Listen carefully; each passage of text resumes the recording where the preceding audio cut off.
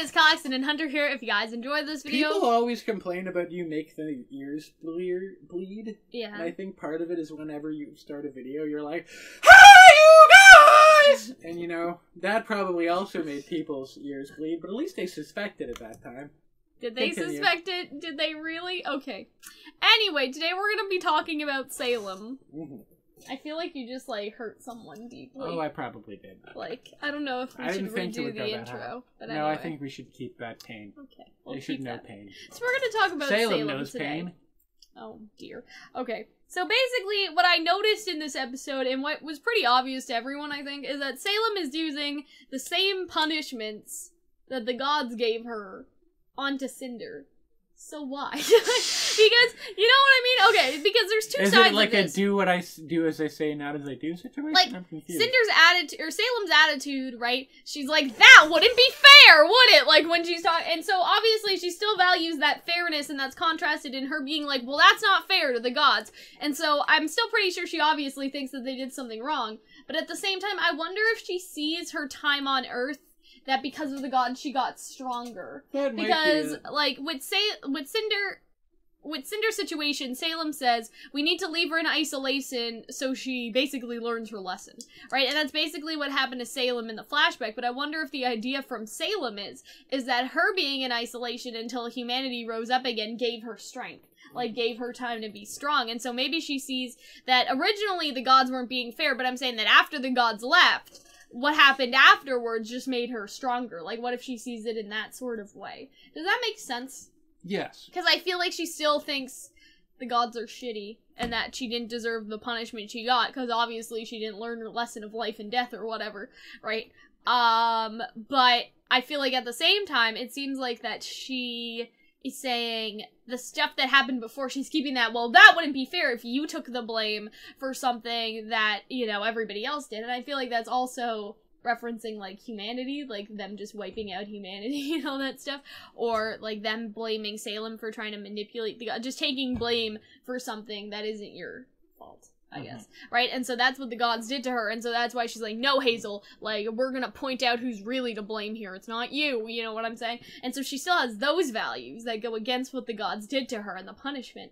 But then after the gods leave, she seems to think that the isolation and everything that happened afterwards, like, because that's probably a happier time for her. Right? She's like the sorceress in the woods, and then she wants to rule over the world. Like, that was a good time when she was ruling over the world with Ozpin, and she was like queen and doing wars, and those were the good old days, right?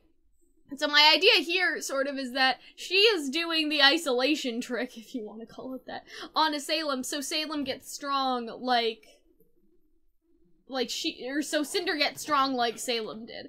Because I think, I don't know how to explain this, but I think to some extent, being in isolation made her fester and, like, made her so desperate to jump into the Grim Pool and made her stronger in a way, like, made her have that desire for destruction. And so maybe the idea is if Cinder is left alone long enough, Cinder will also have this, you know, desperation, I guess, that'll be worked into her, and she'll realize, you know, that she has to listen, and that, you know, it's hard doing stuff by yourself, but Salem is an easier path to your desires, right? Like, she's trying to teach her, I guess, to value Salem's help, because when it's gone, life is gonna be harder for you. Like, I feel like that's sort of maybe where they're going with it. So it seems like they're just abandoning Cinder for a while. But I guess the question is Emerald gonna allow that? She can't really do anything. Like, Emerald's not gonna steal the airship and go pick up Cinder in the middle of Mistral, right? So I doubt, bitch, we're going shopping! No. Like, no. I also love how Hazel's been, like, weirdly dad-like. It's just like, yes, little one, like, let's not get you mauled by the Demon Queen. Yeah.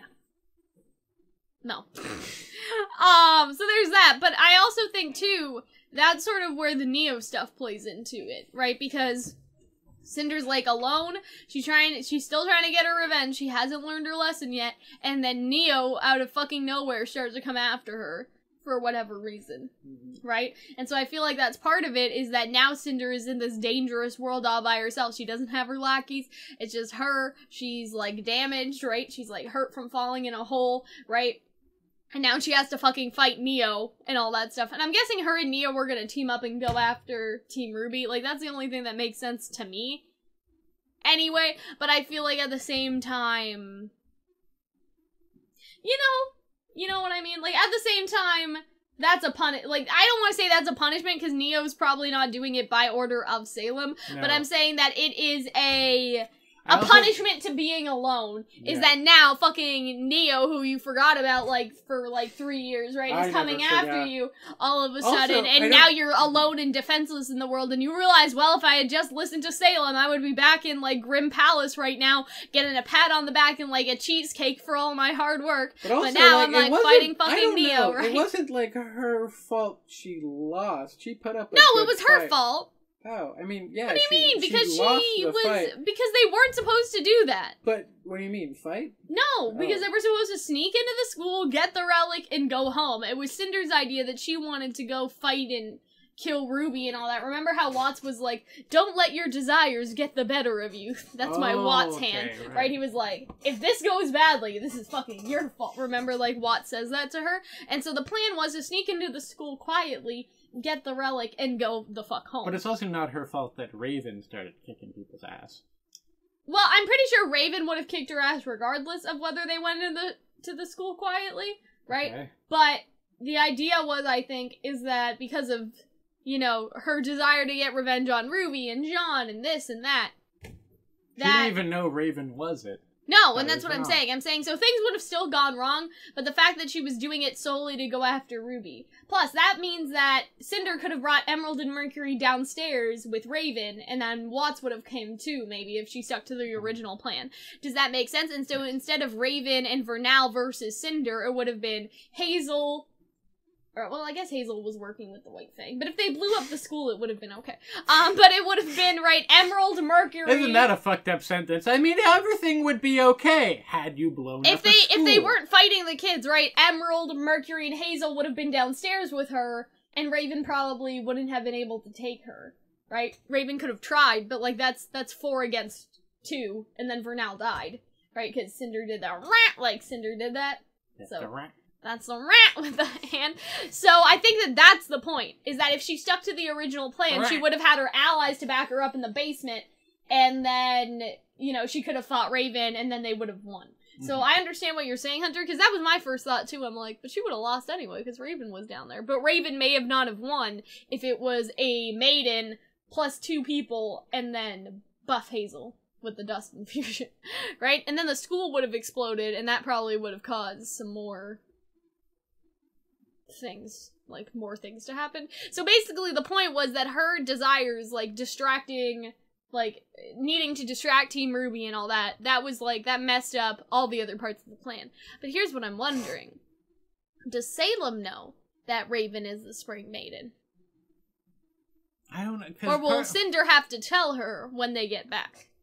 Because you're right, is that also put a wrench in the plan, right? Yeah, Raven being the Spring Maiden versus Vernal. I thought they would have to be like Raven did, and Salem would be like, oh, that bitch. But nobody knows. Only Yang knows. I guess. Right. Yang they don't know. They don't know. They don't know. For all if they went in the basement, they would have known. That's basically what I'm saying. If they didn't go after Team RWBY, Team RWBY wouldn't have been there. They could have snuck into the school, got the relic, and went home. She's alive because of the Grimm, but she doesn't exactly know everything. Remember, the only reason that Team RWBY was there is because Lionheart lured them there because they changed the plan, right? If Lionheart never lured them there, all that would have happened is Team RWBY would have stayed where they were, they would have snuck into the school, got the relic, maybe they would have fought with Raven, but Raven's smart enough to realize if she's outmatched by 4 other people. They would have gotten the relic, they would have went back home, the school would have exploded, and Team RWBY would have been none the wiser, but because Cinder wanted to fuck up some plans, alright, that's where everything went wrong. And so I feel like that's what, you know, is... Salem is trying to get Cinder to value her allies, because when they're gone, you're in trouble. Like, across the board. You're in trouble with Raven, because you fell down a hole and almost died. You're in trouble fighting Neo, because now you're defenseless, and it's only you versus Neo, and Neo... We'll see if she kicks her ass or not, right? Also, it's putting them in isolation, because then you realize outside of isolation you need people. I feel like... Does that make sense? Yes, I feel like those Cinder and Neo are gonna make good gal pals after. From RuPaul, some good squirrel friends, you know?